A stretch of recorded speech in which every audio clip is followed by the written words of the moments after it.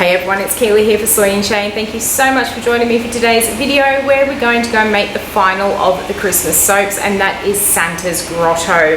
Now this is very similar to the Santa's workshop that I did last year in terms of it has a little Santa gnome on it. So I haven't actually shown how I've made the little Santa, but I will leave links to the last video that I did where I made the little Santas, and also if you go and watch the Elf Magic video that I did, that shows how I make little elves. So you just change the colors up to get the different types of gnomes.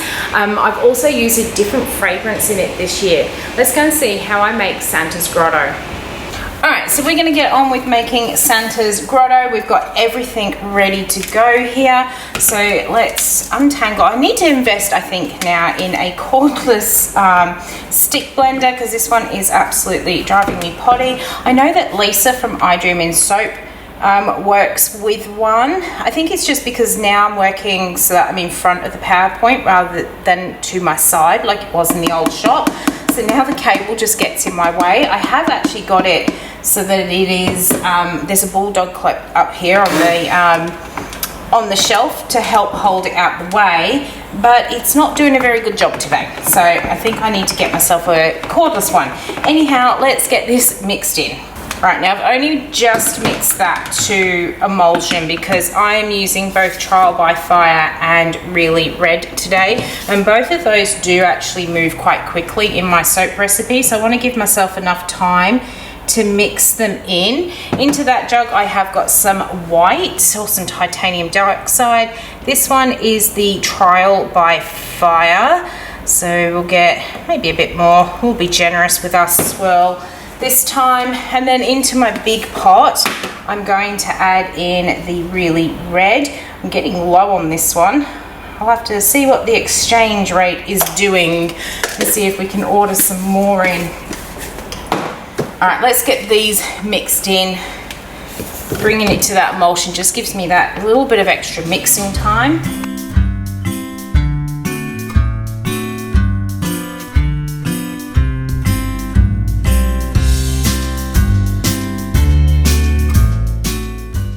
Now what I am going to do with my Really Red, I'm also going to mix in some Alizarian Neon because I do find it really makes this red pop and hold a lot stronger, which is what I've been doing in a lot of my Halloween soaps. So let's pop that in there.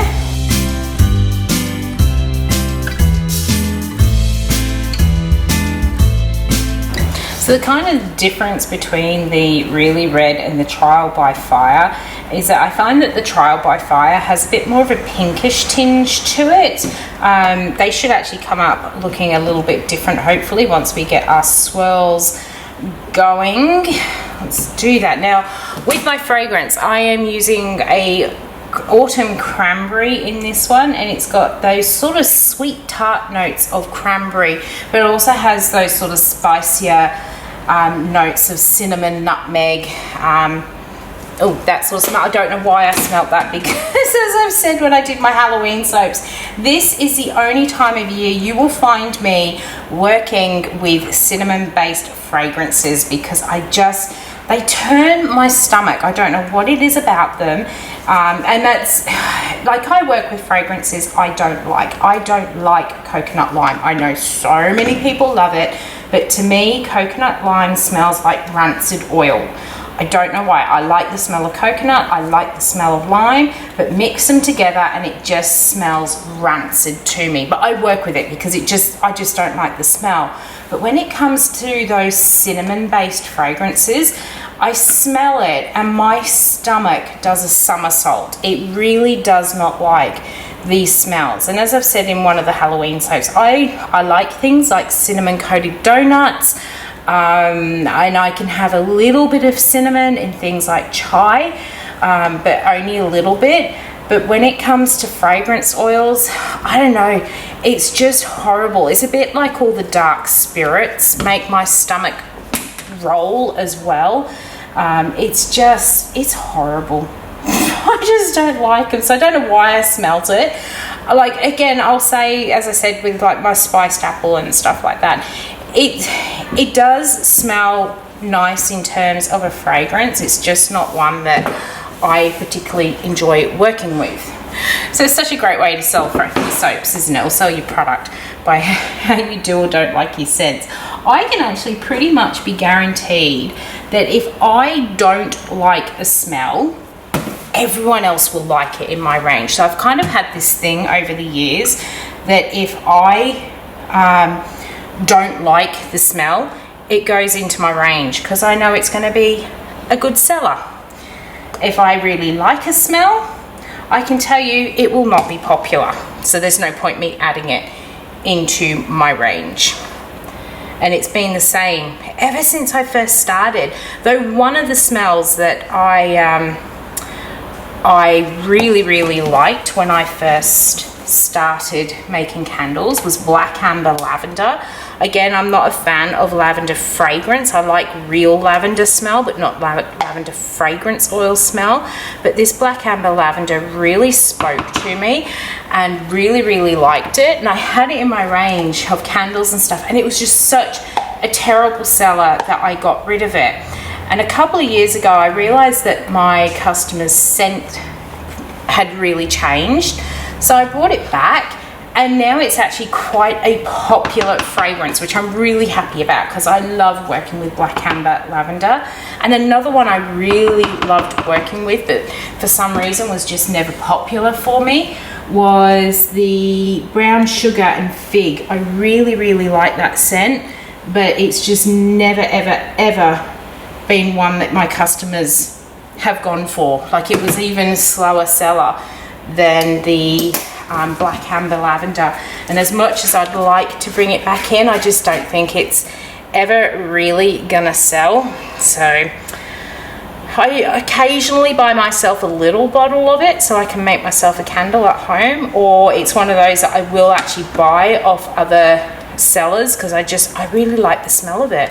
But yeah, it's never been one that sold well for me, which is a shame. But anything I don't like spiced apple and salted caramel vanilla, and another one that people really like and I just can't work with is French pear because of the cinnamon that's in it, and yet so many people love it. I just can't do it. Just cannot put it in my range. If I'm gonna make stuff, I want to make stuff that doesn't make me feel sick. Alright, so I've got that one scraped out. What I'm going to do is just scrape down the sides of my white and then dribble this on the top. So we've got somewhere, when I say dribble, it doesn't want to come out. We've got somewhere to sit our little Santas on. I'm going to go for the middle and then just kind of spread it out with the skewer.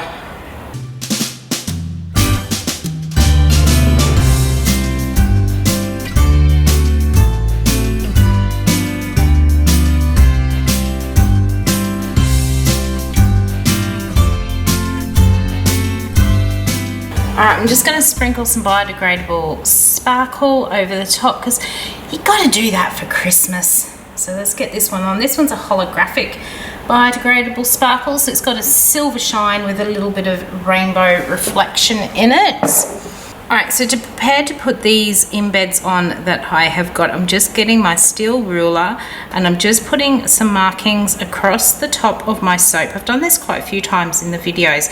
It has a kind of dual benefit. The first is that I can make sure that my embeds are going to be between the cut lines, even though when I make them I'm making sure that they are under that 2.5 centimeters, which is how wide my bars are. But the other thing is it also allows me to line my soap up on the cutter as well to make sure that I'm not going to cut into any of the embeds by misaligning. So it leaves like this tiny little groove or little raised bit. So what happens is you can just see there's these tiny little raised bits on the soap. It doesn't actually affect the soap or how it's going to look in the end, but I can line my cutters up with those, which is why you actually then don't see it. But I know exactly where I have to put my embed when I do it this way. And these are the embeds that we're going to be putting on. I have been at it again with my soap dough, making lots of little Santa embeds. Now I didn't do a video on this one, sorry, because this is not the first time I have made little Santa embeds. I did them last year. He's got wider hands, so let's put him on a wider bar. I did do them last year, and I did actually show that one in a video, so I will leave links to that video up in the top right hand corner so you can go and check it out. Now the Santa I did last year, he actually didn't have arms, whereas this one does, but they're really easy to put on. And one of the other Christmas soaps I have done this year has little elves on them, and my little elves have arms, so you'll be able to watch that video as well, because I actually did record how I made the elf. And the reason I did them is because they are actually a little bit different, so, and I'd never done an elf before, so I thought I'd record that one, just not my Santa. So I'm popping them on here, and what I probably will end up doing, I say it now, we'll see what happens when it comes time to cutting it, I will probably use the single bar cutter, because some of these, I did measure how wide the body of my little Santa was, but I forgot about how wide the arms stick out. So some of them are sitting right on the edge of my little cut line here, but they are super cute and well worth the effort when I see how happy they make people when they see these little soaps. In fact, while I was sitting and making these Santas, I had quite a few people come in the shop, and they were just sitting and well, they weren't sitting, they were standing and watching how I was making them.